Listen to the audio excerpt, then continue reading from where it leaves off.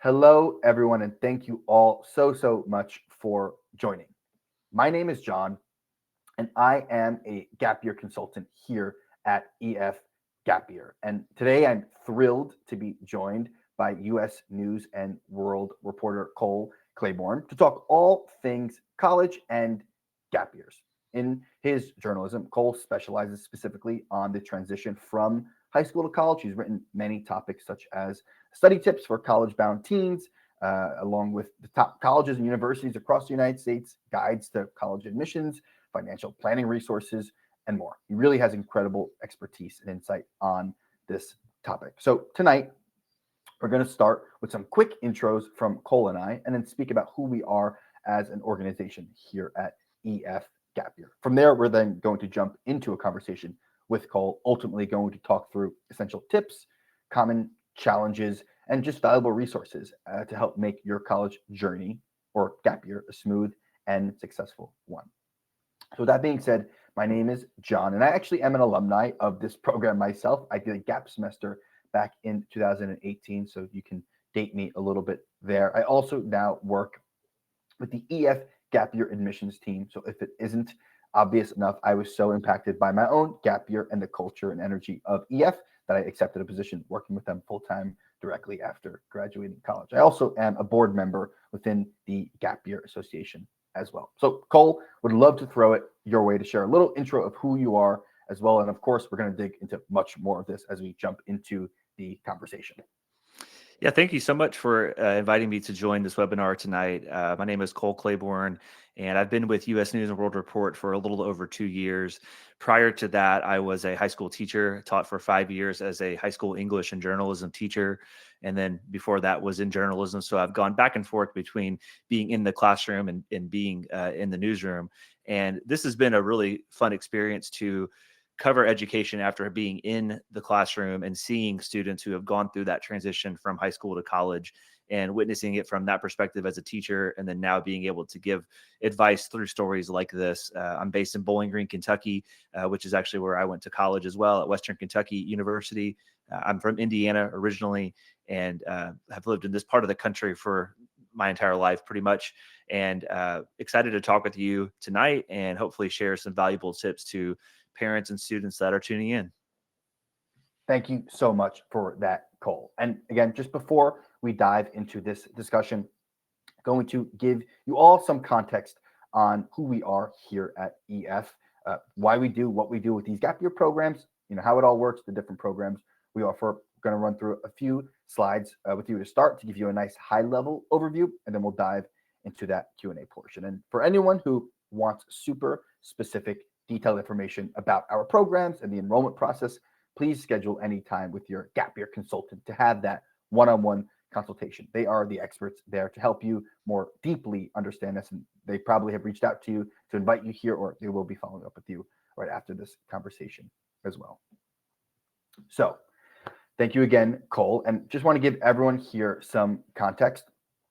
EF stands for Education First, and we are the world leader in educational travel. We've been doing this for about 60 years now, and in that time, we have sent millions of people all over the world. And you probably are familiar with us potentially through our EF Educational Tours product. If you have ever visited DC on a school field trip, or have know a friend, or you yourself have maybe done a international week with your high school or a club, more than likely that was with EF. EF is a large organization. I am one of 52,000 staff members. There are 600 offices in over 114 countries. And they are all bound by that central mission of opening the world through that education. And so you can actually see here how EF is a sprawling global organization that's comprised of 17 different divisions, including the one we are here for, EF Gap Year. So when I zoom back into EF Gap Year, I want to speak specifically on how this program fits into that global educational mission, and what it is that EF Gap Year really delivers for students who are at this stage in their educational journey. Maybe want to focus a little bit on what our and who our GAP students tend to be. So at 18 years old, most students in America have been on what feels like an educational conveyor belt for the last 10 to 15 years that doesn't really slow down. And you're at this now inflection point that you're thinking about the next phase, if it's college, work, whatever it may be, and along with the cost and the pressure and expectations of all those pieces here. So we work with a lot of students who are in need of that pause to maybe reflect on where they've been, where they are, and where they want to go from here. And we also see that many of our students come into our programs with a high level of self-awareness and intention, understanding the power and the value that using this space at this point in time is different than maybe some of their peers may choose to do. So I'll start real quickly with explaining the different lengths of program options you have here at EF. We have a variety of semester programs that range from around 10 to 20 weeks. And we also have our full EF gap year program as well that mimics an academic calendar in the sense where you have your fall semester and a winter break and then your spring semester. Again, very similar to any academic year you're familiar with. And again, just a note, for more detailed information as it pertains to our specific programs, again, your gap year consultant will be reaching out with you to provide their calendar so you can schedule a one-on-one consultation information walkthrough. But I also want you all here to know that please feel free to utilize the chat, that Q&A box that I asked you all to drop in your locations. Please use that as an opportunity to ask me or Cole any questions, again, that you have for us. So I want you to also keep in mind that these programs I'm going to speak quickly on, these are all the pieces that are included as I go through the programs. And again, this is all on our website as well, but just wanted to highlight that. And also I want to zoom in specifically on the on-program support system that surrounds you on these programs. So for some context, these are all group travel educational experiences. The group size ranges from around 20 to 25 students from start to finish. That is your intimate cohort that you'll have, and these are going to be some of your best friends. You'll be creating some lifelong memories with them. You also have your EF tour director, who's primarily the main person in charge, handling the day-to-day operational and logistical insights on the program. They also are that provide that local insider expertise and knowledge, again, able to make that trip really unforgettable. You also have your EF student life coordinator, which is a role I like to compare oftentimes to the role that an RA plays in a college dorm, someone who acts as a mentor, really to lend a helping hand with the students. And again, they are also embedded within that group of 20 to 25, effectively making it a group of 27, if you will. On top of that, you also have your EF gap year advising team. The advising team operate all across North American time zones and are there to help lead you before you even depart on program and help you prepare, and also are there for you to do weekly check-ins as well as you're on the program. So I'll speak really quickly about our gap semester programs, and I'm putting an emphasis on the word gap. You'll hear me use another word, study abroad, to compare a different version of our semester programs. So here are three of the sample itineraries we have for our gap semester programs. More information is obviously found on the website, but you can see a high-level overview of each of the locations that we travel to. One note that I'll mention, there is an opportunity to also earn college credit on these programs. However, the way college credit is administered is through an online, asynchronous, self-paced format. Again, totally optional, not something you need to do, something some students have the opportunity to do if they would like. And I'm speaking about that because I'll get into our study abroad programs.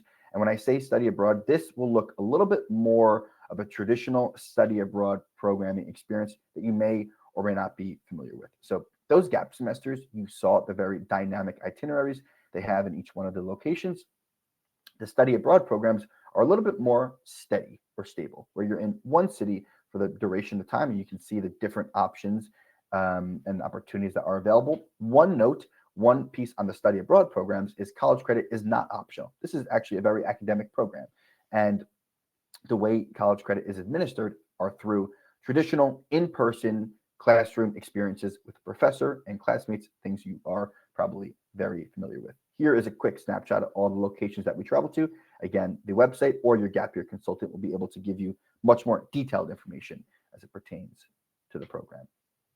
Also, we'll walk through the full EF Gap Year program. This is our most popular program and incorporates bits and pieces of both the gap and study abroad semesters. You can see this is an overview of semester one, a very dynamic opportunity that we give students where we engage them in specific themes and topics that foster that global awareness and personal and social development. It actually begins in Europe with 6 weeks spent in a variety of countries. You can see the 6 countries that we spend in Europe.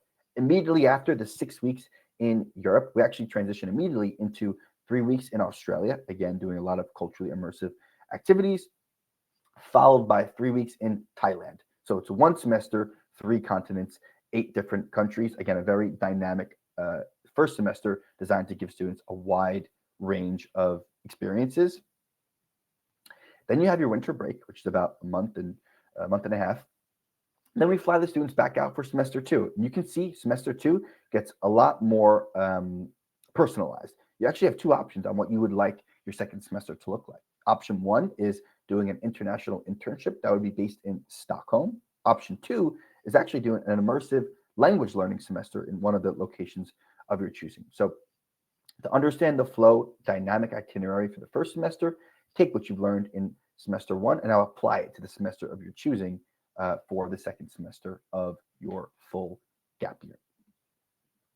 And again, I ran through very quickly all of those programs and opportunities that are available. The website will have a lot more detailed information as it goes week by week on the program, along with your gap year consultant, who are the experts in the day-to-day logistics and enrollment process for these programs. Here's an overview of how it all works. You can see the pricing, the programming breakdown, along with all the opportunities that are available for students. Again, we're not going super in-depth here because we want to have our conversation with Cole, but just wanted to connect the dots so you understand the next steps after this interview. So now we're going to bring Cole back out now to hear his insights. Cole, I'll just give it a minute. Here you are. Cole, the first question I want to ask you, based on your insight and your expertise, revolves around the educational space. I would really love to hear how you say the education space, and maybe higher education specifically, is evolving. If there are any specific trends that you are seeing amongst students. Just in general, or about gap years, or just in general? I would say just in general. I mean, I think the obvious one is the move to becoming more digital focused. I think that's a lot of things changed during the pandemic. I think we've all seen that happen both at the K-12 and also higher education levels. I think most people are moving to where things are online, or there's at least some kind of online capability at their university. And I think this era of students is a lot more comfortable with that setting as well. You think about the term digital natives; these students have all grown up in an era where they're very adept with their technology, whether that's a cell phone, a tablet, or a laptop. And so completing tasks on technology is not a challenge for these students. Whereas in older generations, that may have been a little bit more challenging. They may have been more accustomed to doing things literally and metaphorically by the book, and using technology may not have been as comfortable. And I think that most students are feeling that way. So classes have adapted to that, especially as you incorporate artificial intelligence. I think teachers, both at the K-12 level, but especially in the higher education realm, are trying to figure out how do we incorporate artificial intelligence responsibly in our classroom, because this is something that students are going to be using in their careers. I think a lot of college professors realize that students are going to need to know these skills when they get into their career. And so they don't want to run from that in their classroom. While there obviously are perils in terms of students being able to use things like ChatGPT for cheating or copying or any other illicit means, there are a lot of benefits that I think professors are trying to figure out as well. How do we do this ethically and responsibly, and using it in a way that makes sense, especially if it's a particular career that might use AI more than others, not just ChatGPT, but other AI tools. I think professors really want their students to feel knowledgeable and prepared in how to use that when they graduate. And so those are two things. I'm sure there's a lot of others that we could go into, but those are the two that I hear the most about are AI and just the idea of things becoming much more technologically reliant. And with that, you make a great point in some of the articles you wrote specifically on maybe the skills and tools that it takes maybe for today's student to be successful. You write specifically on people skills, and I think that's especially relevant with the advent of AI and maybe the implications that that has on education. Do you see any thoughts on that, and maybe on today's the newer skills and tools that students maybe need to be a little bit more reliant on to be successful? I just think the more tools that a student can have in their tool belt, the more valuable they're going to be to whatever industry they go into. I mean, even just in my own industry, when I was in college, it was very big. It was a very big push to be very well rounded in terms of understanding how to do multimedia, take photos if you have to, shoot video. If you were a writer, you weren't just a writer. You had to be able to do all these other things. And maybe even some basic knowledge of web development and coding was useful. And then you see that with students that are going into maybe an MBA at the higher education level, learning how to understand data and data analytics and artificial intelligence with that is really, really beneficial. I think a lot of employers are looking at people that can do more than just one thing. And I think a lot of employers are figuring out, we need to pay these people for them doing more than what we're just asking them to do. But I think the more that you can make yourself indispensable, have more skills at your hand, not only does it help you in that career, but if there's ever a reason that you need to pivot, like I did for a brief moment when I became a teacher, you want to have skills that allow you to do that because you don't know what life is going to bring you. You may have a different life situation that might necessitate a career change. And so I think being flexible, having more skills at your disposal is always going to be beneficial. And honestly, I think it can open more doors that you may not even realize are going to be there. I mean, when I graduated college, there was no way that I thought I was going to carve out a career in education. My background was in sports writing, and I actually got my lead into teaching by coaching tennis. So it was kind of that love of sports that got me into it. And then I realized how much I really enjoyed the educational environment and teaching students, and then now being able to explain concepts like this. But I think being open and being vulnerable or being versatile to a different skill set than maybe you don't have right now, and learning that while you're in college is a really, really valuable thing. And I think on that, it also speaks to me the ability to feel confident, trusting what those passions and decisions are. For example, you were able to find different paths along your career that went through following things that you're interested in. I mean, I know myself specifically, having gone on this gap year program, I couldn't have thought about how I would, have returned home after this program. I mean, it completely transformed the way I, wanted to go about my major in college because I was opened up to so many things that are, just around you in the world. And again, that just came from saying yes to different opportunities that I believed in and I felt confident in. And something that I would be curious to hear on your end is a little bit more on that confidence that we see with students. And there's a lot of, or there could be a lot, depending on where you are, societal pressure from for students to probably go directly from high school into college. But we're seeing a lot more students who are realizing and seeing that there are untraditional paths that you can take. There's more than just one path. Would you have any feedback on your perspective on the benefits of maybe taking that untraditional route? Yeah, this is something that we are increasingly covering more of is this idea of there being alternative paths for different types of individuals. When I was in high school, it was very much societally focused that college was just the next thing that you did after high school.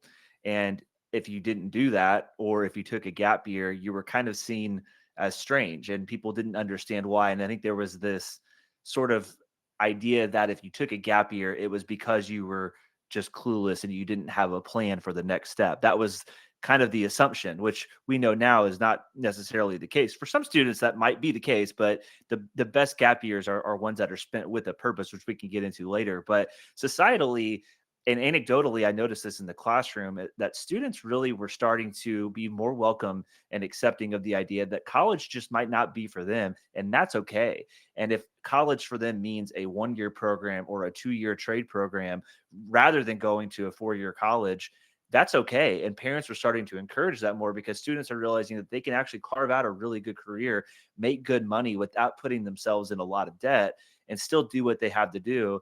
And for whatever reason, they don't feel this social stigma that my generation felt, where it's like, oh, my friends are all at college. I'm going to have FOMO from not being in college as well. And there's this cultural thing of college that I'm missing out on. I think that was a big thing that I felt was that's just like a rite of passage. You know, you want to go to college, and uh, I enjoyed my time in college, but I think also having two older siblings that went to college and seeing generations ahead of me go to college, that was definitely a thing that just was like, that's expected of you as you go to college next. And I think that students now are seriously considering whether or not this is the best thing for them. And I think colleges are going to have to really figure out how do we do business with this next generation of students that are saying maybe four-year colleges are just not for me. And rather than going for 2 years and stopping out and then being in debt without a degree, they're either going straight to work or doing an apprenticeship, or they are going into a trade program that is more practical for their skill set. Because I mean, let's face it, some students, when they're in high school, they realize school just isn't for me. And why do I want to go do another 4 years of this whenever I have a skill that I can go do and make good money? They don't need a college degree for that. And so I think we're seeing both parents and school systems becoming more encouraging of that, because you don't want to send a student down a path that's not right for them. That's the whole point of being an educator, is figuring out what is right for my student here, what is right for this student, and you educate them while they're in high school to be able to prepare for that. Like when I was teaching English, I would tell my students, you may not like reading, you may not like writing, which is fine, but my job is to give you the skills to be able to communicate well, so that whenever you go into a career, whatever route you take to get there, you can present yourself well to possibly put yourself in a position to be in a management role. Because if you can't communicate well, you're probably not going to have that. And that's where you can make some more money. So you try to make those skills practical when they're in the developing stages of life through K through 12. That way, when they graduate, they can make an informed decision with the skills that they do have. And you also make a point too on for many students, and maybe majority for many adults as well, as they get into their careers, to know exactly what you want to do when you're 16, 17, 18 years old feels like a ridiculous amount of pressure, or just sentence Right. or task to burden students with. And I think it's also, we've had conversations with some of the top schools in the country. More recently, we spoke with the director of admissions over at UPenn, and he was mentioning that a lot of times, uh, um, on the college application and admission side of things, seeing students who are able to be confident and decide that they would like to do something that explores their own interests, and they kind of acknowledge that they don't know what they want to do. They want to do something to figure that out. That's not burdening yourself in debt in college right away, and potentially finishing an undergraduate degree in over 4 years, which is above the which is the national average. And so I think there are conversations like that you hear. Another university, Duke, is one that actually promotes gap years. They give scholarships to students who say they want to take a gap year, because again, they believe and see that the students who take that time for themselves return into college much more prepared to take advantage of education, to take advantage of the college experience. And I think that again, it blends perfectly into your point of just what we're seeing on the student side of things and how that transitions into your college career, and then also on the workforce as well. Those are the same qualities that employers are also looking for, like you mentioned. So, with that in mind, I also would be curious to hear, kind of maybe rewinding time a little bit. You were also a teacher during, COVID, and I think there is a lot that you could probably speak about in terms of how the students have changed, maybe pre-pandemic to post-pandemic. If there's anything you could speak about that kind of transition, I'd be curious to hear your thoughts on that. Yeah, I started teaching in 2016, and there was a very clear delineation of what life in the classroom was like pre-pandemic versus post-pandemic. Because I didn't teach the 2019-2020 school year when COVID first hit Hmm. and students were forced to go home. So when I started back teaching in the fall of 2020, for me, there really was this clear break of stopping in 2019, then restarting in 2020. And I could tell that this was going to be a big deal, not just because we were virtual, but behaviorally, emotionally, social emotionally, students really were hindered in their development. And my last year that I was teaching, which was the 21-22 school year, I had mostly sophomore classes. And I could tell that even in my honors classes, which they were very gifted students, but emotionally and socially, they had not really progressed past eighth grade, which is when their schooling was interrupted first by the pandemic. And so they spent a lot of the next year and a half either virtual or partly virtual, partly in school.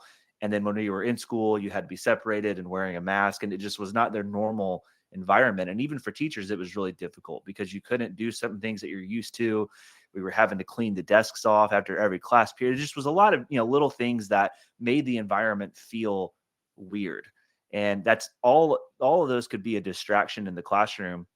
And then it also impacted their ability to perform. And not every student at my school where I was here in Kentucky had a device. A lot of times they were sharing one for a family. So if they had multiple students in school, they were having to split time using the computer. In some cases, I had one student where they had multiple siblings in school, and then their mother was taking night classes. And so she also needed to use the computer. So you have this entire family trying to split basically 4 or 5 hours of useful evening time doing schoolwork while still maintaining a social life. It was very difficult. And I think that teachers learn to give students a lot of grace. I'm interested to see a lot of the research that's come out in terms of these students that have matriculated to college and how that experience in high school, where their expectations were maybe lessened because of the situation, then they get to college where professors are wanting to bring back what their typical expectations are. I mean, there were very real effects of this where students were essentially given grades that were a lot more lenient than they maybe would have gotten. The school where I was teaching pondered basically saying if a student doesn't turn an assignment in, the lowest grade we can give them would be a 50, so that they have a reasonable chance to bring it back in this unprecedented situation. So theoretically, a student not doing something could be given half credit. And so there's this ethical dilemma of, is that really right? Are we really preparing them for the future that well? And so you had some of these grades that were a little bit inflated. And I just ultimately, it was really difficult as a teacher to decide, how do we make the best use of this experience right now and teach them to the best of their abilities, given the handicap that they have, while also preparing them for college and adulthood, where these are not going to be their expectations. So it was really challenging. And the students were resilient to for the most part, but it was definitely a challenge. And I just feel compassion for these students, especially the students who missed out on certain experiences like a senior athletic season. In fact, that year that I didn't teach, I was in between moving from Indiana and Kentucky, and I was a tennis coach, like I'd mentioned, and I was planning to work part-time as a coach while also working full-time here in a marketing role that I could kind of travel back and forth between Kentucky and Indiana. And I was going to coach both in the spring and the fall. The fall season was able to happen in 2019, but then the spring season was canceled. And I had all of these girls on the tennis team that didn't get to have their senior year or their senior prom or their graduation. And it was really, really difficult. And that's something that will affect them into adulthood. I think that they miss out on some of those, rightful passages that they have as students. But educationally, I think professors have had a hard time navigating this crop of students that didn't get some of those foundational things that they should have gotten both socially and academically while they were in high school. And it's interesting. I think there is a weird silver lining within that as well, like, or rather, a new perspective that came from students and families. I mean, a lot of the ones who are here today who are recognizing this and saying something within the past, 4 years didn't feel right in terms of how we operate, socially, academically, personally as well, kind of what you were able to follow. And I was someone who was able to do this before, the pandemic. So I didn't experience this, but I experienced it on a level where I was able to have, I was in my, within my high school bubble. I haven't really ventured outside of that. And then didn't quite yet feel 100% ready for what I wanted to study in college or what I wanted to pursue. I didn't believe in that.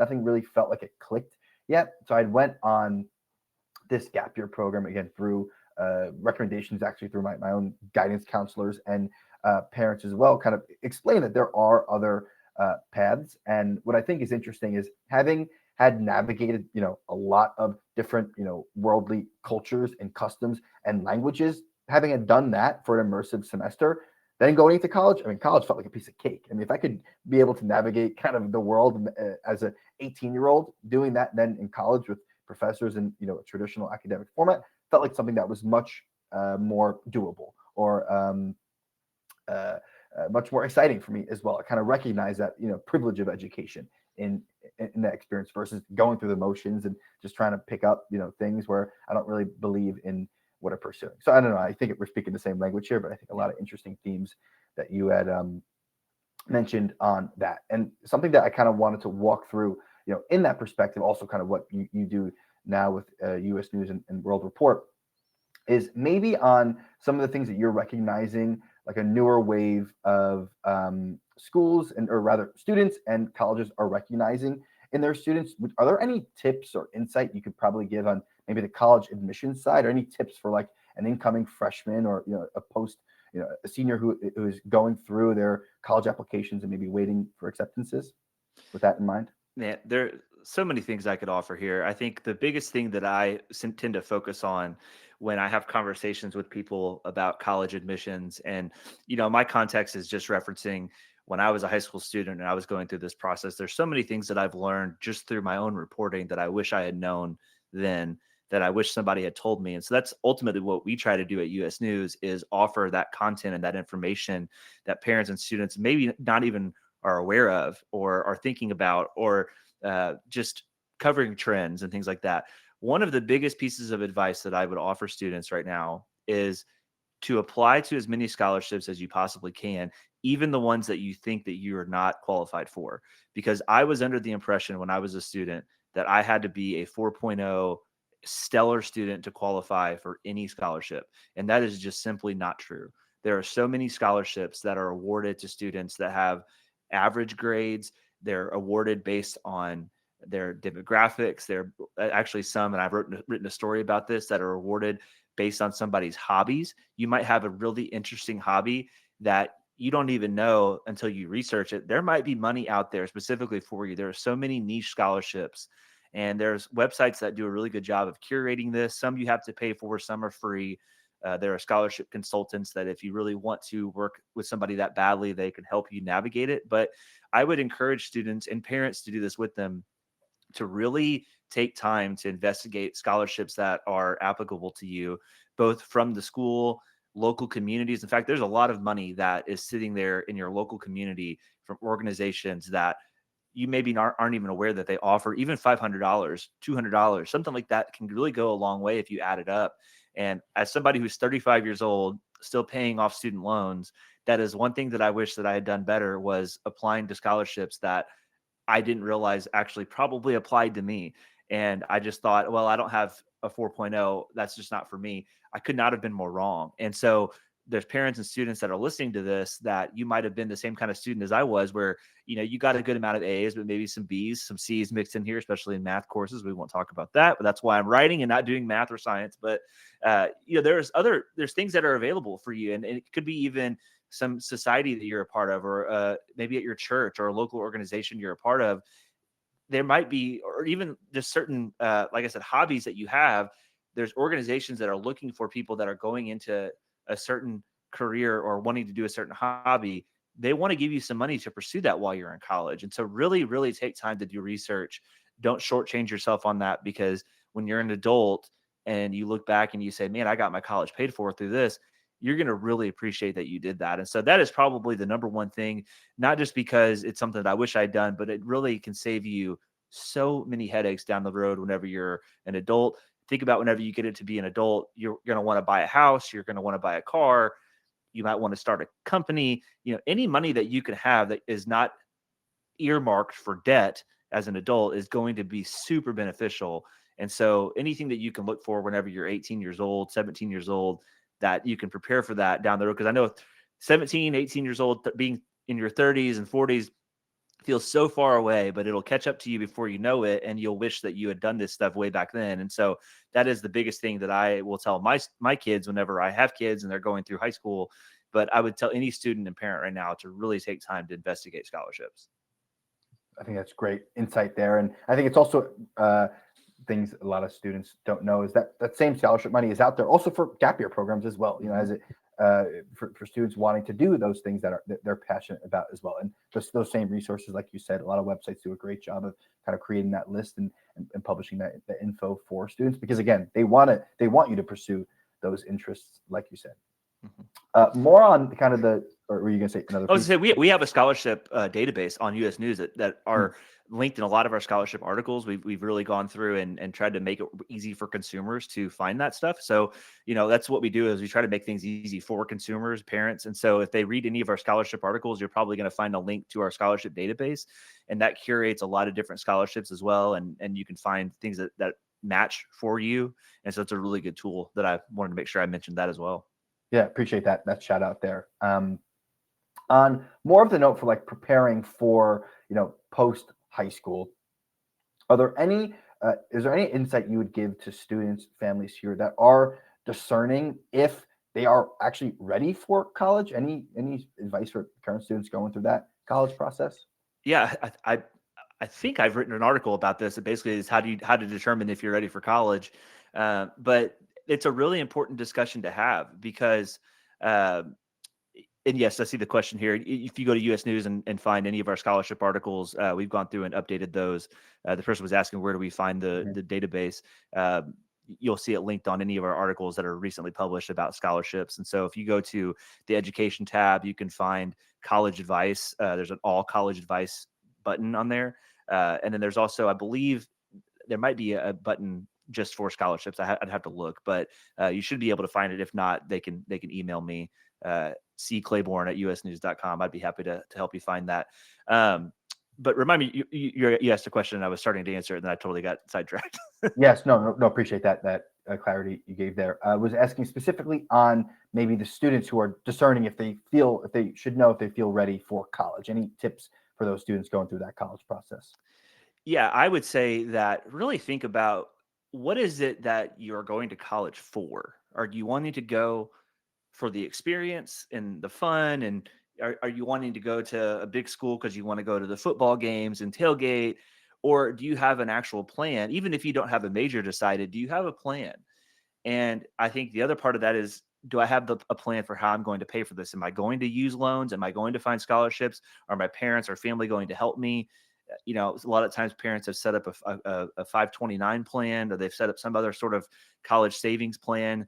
And you can use that. If your parent has been in the military, the GI Bill money might be available for you as well. So really figure out, how am I going to pay for this, and what am I wanting to get out of college? I think I shared this anecdote with you last week when we were chatting, but my best friend, who is a very, very bright student, went to one of the highest rated, consistently highest rated high schools on US News list of best high schools, and graduated, did really well, went to Indiana University, struggled his freshman year, flunked out, and decided, I think I need to go into the Coast Guard, and did that for about 5 or 6 years. Then went to Notre Dame, graduated with 3 degrees from the University of Notre Dame on the military's dime, and is now working in aerospace engineering. And so he was a non-traditional student where he was a 30-year-old college graduate, but he realized that as an 18-year-old, even though he was a bright high school student, college wasn't right for him. He started, partying, kind of the typical things that people get into when they get to college, and kind of let the social life affect him, but realize, I need to go and do this other thing and maybe come back where I'm more mature. And, so it wasn't necessarily a gap year that he did, but it was the same concept where he took some time away and said, I think that I need to be away from college right now. Going as an 18-year-old is not the best for me. And so he could have felt awkward being in his late 20s as a college student. In fact, he lived with several football players at the University of Notre Dame and got to be good friends with them. And he could have felt really awkward about it and been like, oh man, I'm so much older. But no, he welcomed it. And in fact, the school really appreciated his perspective as not only a veteran, but as an older student who could be a mentor to students. He ended up being a tutor on the football team, which is how he got connected with the players. And now he's basically seen as an ambassador for the University of Notre Dame. And so now that he's an adult, it doesn't matter when he went to school. He's got his degrees, he's doing well professionally, and that has been really beneficial to him. And I know that he would share the same advice of just don't feel the pressure that you have to go just because your friends are doing it. Because I think societally, people are really opening up to the idea of, I don't necessarily have to do this just because my best friend is doing it or just because they're doing it. Carve your own path. And once you get to be an adult, I think nobody really cares when you went to college, or really if you went to college. I mean, as long as you're doing well professionally, whenever you start applying to jobs, they just want to see your work experience. They don't necessarily care like what your degree was in, where it's from. Like nobody really asked me where I got my degree in, or where I got it from and things like that. So I think once you start carving out your career, that's what matters the most. And so I think I would just really tell students to figure out, why is it that I want to go to college? Is there another way that I could go to achieve my career goals? Do I need a 4-year degree? Can I do this by just going to a 1-year program or a trade program or an apprenticeship, things like that? And so that's what I would really challenge students and parents to think about and consider. Love that advice there, and I think that's definitely stuff we want to spread to the masses who are here or who weren't able to make it tonight. And I think that provides interesting perspective as well. Just kind of being able to zoom out and have maybe a macro lens over your college and professional experience. I speak with tons of parents every single day that the first thing they say to me is, "I wish I knew about these gap year programs when I was in college or back in my day." And I think you hear that a lot, even with students recently out of college who are coming to learn more about these experiences, being able to, oh, it actually took me 6 years to finish an undergraduate degree, and I actually would have been, didn't need to follow my own path, or rather a path that someone imposed onto me from the start. So I think you start to hear a lot more of those conversations, and just sharing that message like you think like you did, I think is incredibly impactful for a lot of the audience here today. And maybe on that note as well, maybe specific to the gap year, maybe passion project, hobby, topic. Are there any insights or tips that you would give to those students who are maybe trying to talk up their gap experience in that college or transfer application that you would probably share on? Yeah, a lot of times it's going to depend on the school, if they are going to honor a gap year. Some schools are a lot more open to it. You mentioned Duke as being one that is giving scholarship money for it. There are some that are, it just kind of varies on how schools will approach that. But typically, they'll want to know that your gap year was being used for something, and so some schools will actually want to check in with you. Like if you apply and you get accepted into a school, and then you decide, hey, I actually want to defer my enrollment. First of all, this is another piece of advice, is go through the application process as if you're planning to attend. Most experts have said to me that it's not good to divulge right up front that you're planning to take a gap year. Most schools don't want to, they will see that as somewhat of a negative, in the sense that they would rather admit a student that they know for sure is going to go to their college. But that does not mean that schools have a negative view of gap years. If you are admitted to Duke University or Wake Forest University, something like that, and you say, "Hey, I actually think that I want to defer my enrollment so that I can take this gap year," most schools will be welcoming to that. Just make sure you communicate that to them, and then they may want to know, what is it that you're wanting to do during this gap year? Why are you wanting to take that? And then while you're doing the gap year program, they might want to check in, just say, "Hey, how's it going? Are you accomplishing what you wanted to do?" Private schools that have a much smaller class might have a little bit more of that hands-on approach with students that they admit, versus a big state school where they're admitting thousands and thousands of students. It'll just depend on the school. So I would encourage students to communicate that as soon as they know that, hey, I want to take a gap year. Once they've been admitted, talk with the admissions office and things like that. But I think that's the big thing, is I think schools are open to it. I think schools are welcoming of it, especially since the pandemic. If you just look at the numbers, it was about 40 to 60,000 students, I think, is what I reported in one of my stories about pre-pandemic, how many students on average went and took a gap year after high school. During and after the pandemic, that rose to about 130,000 students. I think students were realizing, especially during the pandemic, I don't want to go and waste a year just doing online school. I'd rather go do something else and then go back and have my normal college environment. And so I think that schools once the pandemic hit, schools have started to become more welcoming to that. And we've seen the numbers grow. I'm sure you guys have data on how many students are using your programs, and maybe how much that has grown. But the other thing too to note is, you don't have to do a gap year just between freshman or end of high school and freshman year of college. You can go freshman and sophomore year of college, and then decide to go do a gap year. And so you don't have to just do it that one year where it's in between high school and college. You actually can start college and decide, you know what, I think I want to go study and do this, or go work somewhere. You were mentioning some immersive language programs.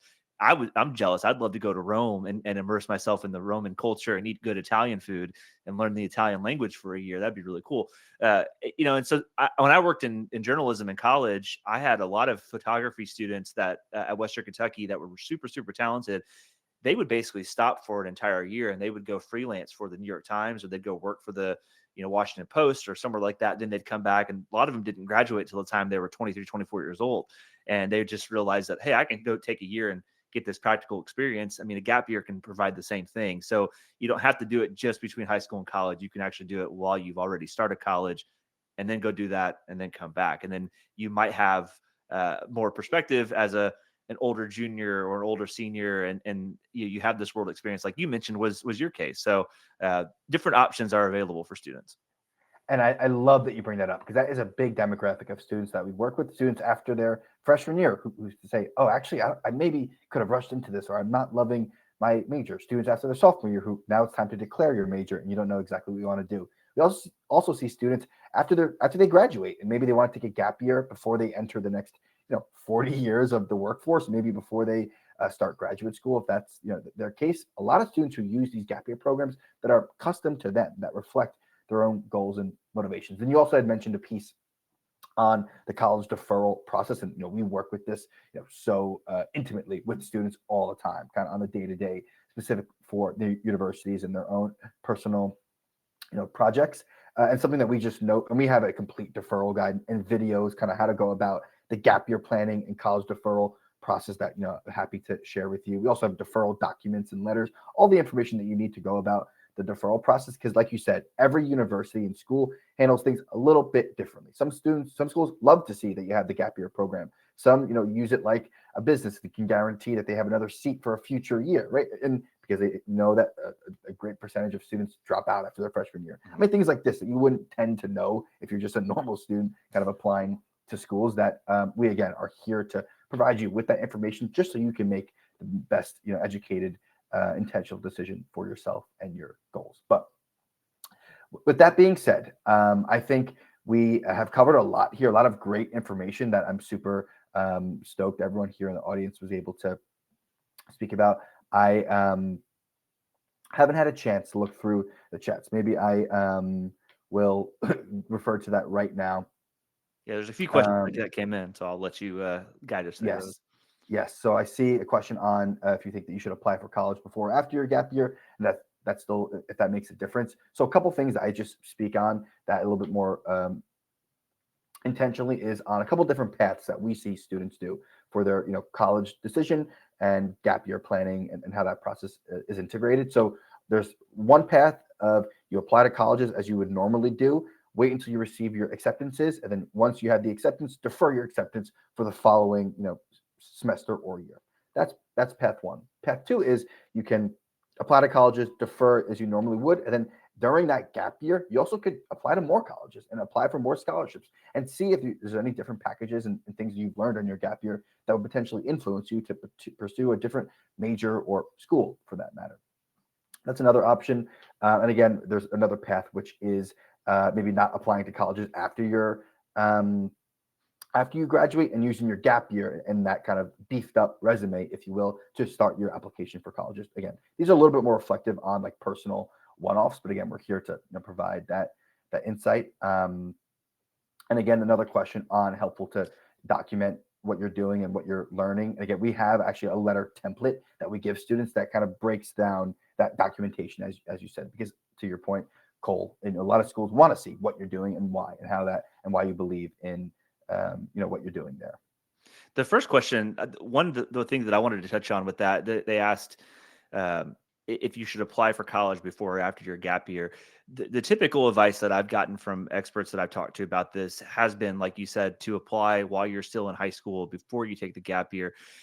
One of the main reasons for that is because it is significantly easier for you to get all of the documents you need, such as recommendation letters, transcripts, anything from your school counselors while you're in school with them there. Once you leave and you're not in high school anymore, those counselors are really focused on the students that they're working with in person at the school. They're not usually thinking about somebody who's graduated. And it becomes a little bit more challenging as a student to get that information from them. And so that was one thing that an expert really brought up and hit on was it is so much easier to get that information, especially teachers. If you say, hey, I need you to write a recommendation letter, you might have this teacher that you really loved and thought you made a memorable experience. And there's a very good chance that they do remember you, but it's much easier for them to write a reference letter that really hits on who you are while you're in the class with them versus a year later after they've had you in class. Because there were some students that I just would not have remembered everything a year later, like I would have when I had them in class. And so that is one of those are two big reasons why you would want to do it while you're still in school, because you have that access to those resources like your teachers, to your school counselors, administrators, anybody that is going to need to help you with that, and just the documents like your transcript. I think some places have ways that you can get it through an online database like Parchment, which I actually had to go back and get my high school diploma and transcript whenever I was in my mid 20s, whenever I was going back to school to become a teacher. That was a little weird, but that was not something I planned on doing. So if you can help it, apply before you go in your gap year. Appreciate that, Cole. And the question on ACT scores, if that matters into getting into the gap year programs, it does not. In terms of the enrollment or application process, things look a little bit different depending on the program, first off, that you're interested in. But again, ACT standardized testing scores are not integrated with the gap year acceptance. And again, you can speak to your gap year consultant to understand the application enrollment procedure for each program that you are looking into. Okay, well, with that being said, I think I can give everyone 7 minutes back on their Wednesday evening. Cole, tremendous thank you for spending your time and sharing your wisdom and expertise to everyone here in attendance. You will all be receiving a recording of this as well. So if you had taken notes or want anything to kind of slow down, you can watch the recording. And again, your gap year consultants will be reaching out with you right after this event to get your feedback, follow up, and see if you would like to schedule that kind of one-on-one, more in-depth personal consultation meeting. But with that said, thank you so much, Cole, and so happy that you were able to join us here tonight. Yeah, thank you so much for having me. Alrighty, talk soon and talk with you all very shortly. Take care.